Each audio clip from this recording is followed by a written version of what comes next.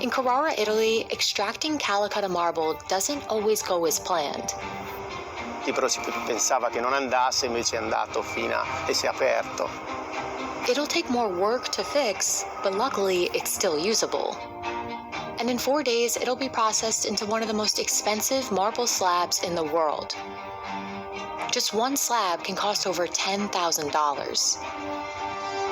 So how is calacatta mined from mountains? And what makes it so expensive?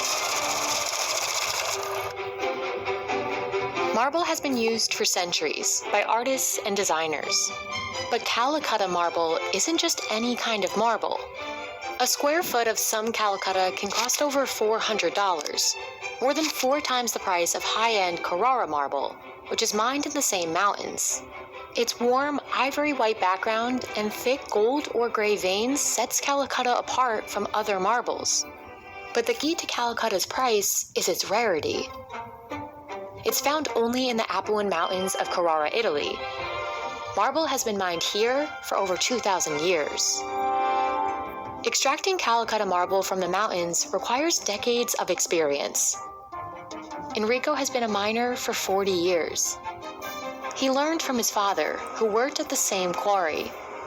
Ci vuole l'esperienza, ci vuole la visione della cava, i difetti, i fronti di cava, stare a vedere. It's important that miners have a trained eye and are precise. They need to work around the mountain's defects to avoid the risk of the marble breaking. These flaws affect where the miners can extract, how much they can extract, and eventually, how much they can sell.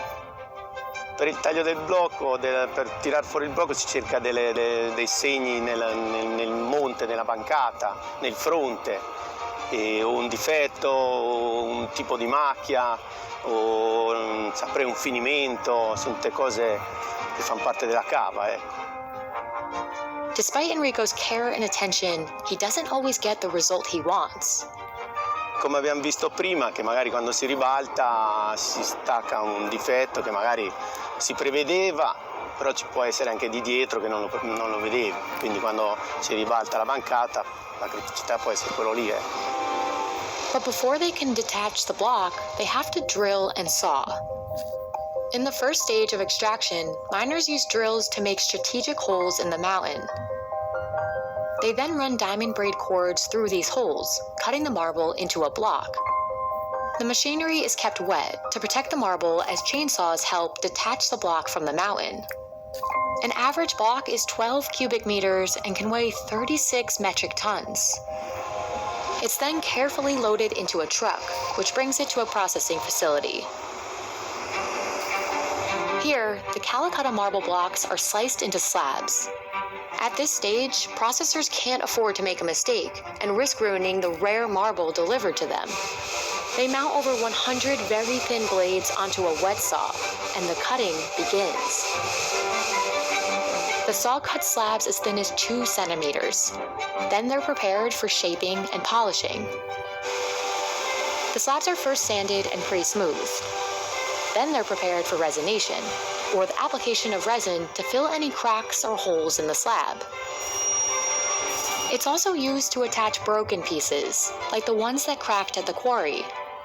Questa è in pratica il blocco quando è arrivato giù che ha il materiale e noi resinandolo lo rendiamo utilizzabile. And with marble as rare as calacatta, one mistake can have a big impact on the quality and final price of the slab. La fase più importante in pratica è tutta una fase importante. Se la prima fase non è stata eseguita correttamente, successivamente le varie fasi non vengono eseguite correttamente. Quindi dobbiamo iniziare da subito, dalla prima fase a farla correttamente. Quindi la lastra deve essere omogenea, levigata su tutta la sua superficie, nella larghezza della lastra, anche sui vari 4 angoli. After Sergio checks that the resin was applied evenly, he moves it under UV light to dry. These steps ensure that the slab has no flaws. Dopo il materiale viene posato per pavimenti, rivestimenti che diventerebbero neri, quindi prenderebbero lo sporco e perderebbe poi il valore la lastra. Then Then the calacatta slab reaches its final stage. It's honed and polished until it almost sparkles, becoming, as Sergio says, shiny to the eye. It's now ready to be sent to the buyer. Calacatta is extracted and processed on a per-order basis. Producers consult the customer every step of the way. This way, the calacatta is perfectly customized to the client's needs, because once it's fully processed, there's no going back. Even with these risks and high costs, customers still want calacatta. Our customers prefer calacatta because it's a luxury, it's a high-end product, it's timeless, and it's classical. It fits very well with any kind of furniture. White marbles like calacatta are more desirable because they have fewer flaws than darker marbles, so they require less maintenance and repairs. Calacatta is in even higher demand than other white marbles like Carrara. The veins look crisper, less faded. There are generally fewer veins in calacatta, making it easier to incorporate in exterior and interior design. And it has a softer contrast than other high-end marbles, like Statuario, which has a milky background, darker gray veining, and fewer changes in color. This is a typical use of calacatta. It is made in this case to make kitchen countertop, and you can see the typical calacatta vein. But certain calacatta is even more expensive.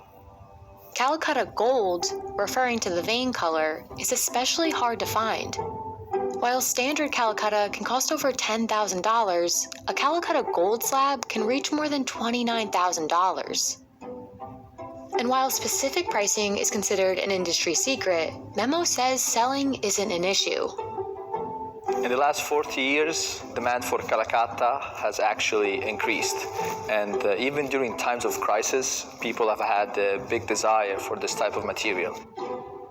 But this growing demand isn't welcomed by everyone, especially Carrara locals. Sawing extraction techniques have led to slurry and waste being carried to nearby environments through runoff water. This has impacted local groundwater and the people who need it. And environmentalists warn the overexploitation of the mountains will only make things worse. But that hasn't shaken demand for calacatta, or marble in general. The global marble market is estimated to grow to $68.5 billion by 2027. So calacatta will likely remain one of the world's priciest natural resources.